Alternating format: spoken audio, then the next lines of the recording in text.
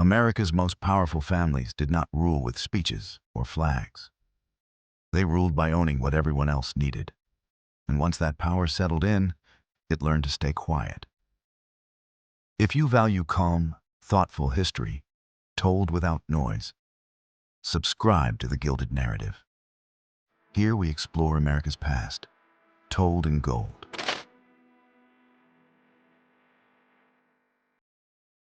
When Americans say old money, they rarely mean age alone. They mean continuity.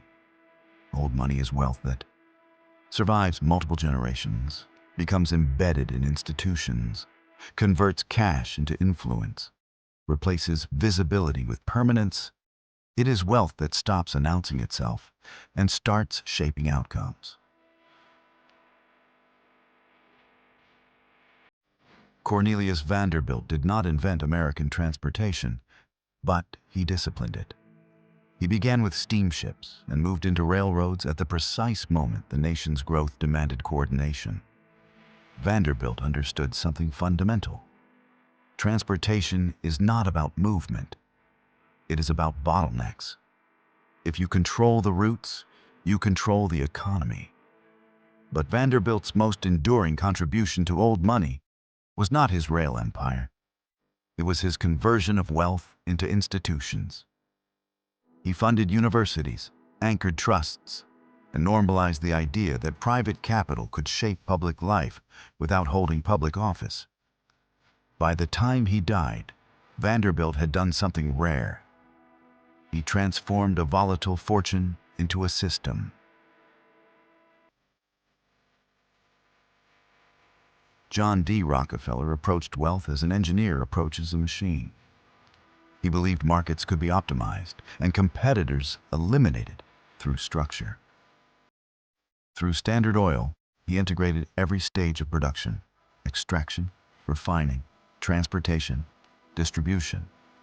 He lowered prices, crushed inefficiencies, and absorbed rivals.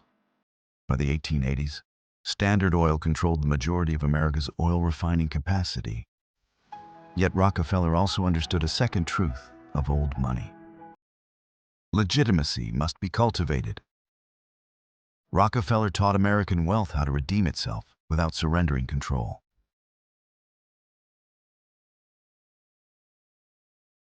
Andrew Carnegie's story is often told as the American dream in motion. Carnegie mastered steel through scale. He invested in technology, ruthlessly cut costs, and outproduced competitors until dominance became inevitable. Steel framed bridges, cities, and nations. Owning steel meant owning the future. Carnegie transformed personal wealth into public authority. That move did more than soften criticism. Old money learned how to survive public scrutiny by becoming indispensable. If the others built empires, J.P. Morgan stabilized them. Morgan did not invent industries. He organized them. In moments of crisis, when markets trembled and institutions failed, Morgan stepped in, not as a savior, but as a coordinator. He merged railroads, consolidated steel, and imposed order where competition had become destructive. His boardrooms replaced chaos with hierarchy. When the U.S. government faced financial panic in 1907, it was Morgan, not Washington, who assembled the rescue. This was not democracy.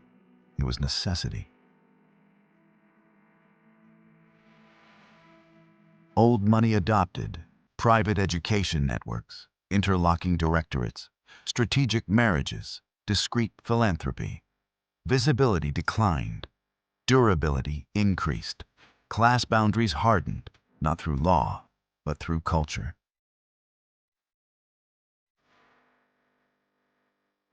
America never crowned nobility, but it built an aristocracy all the same. This was not conspiracy. It was alignment.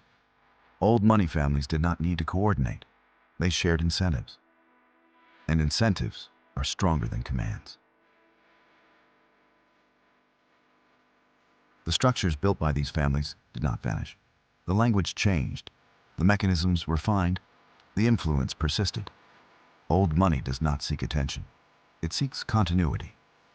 America's old money families did not rule by force. They ruled by designing systems so essential that resistance became unthinkable. If this documentary changed how you understand American power, join us. Subscribe to the Gilded narrative. Leave a comment and tell us, which family do you believe shaped America the most, and why?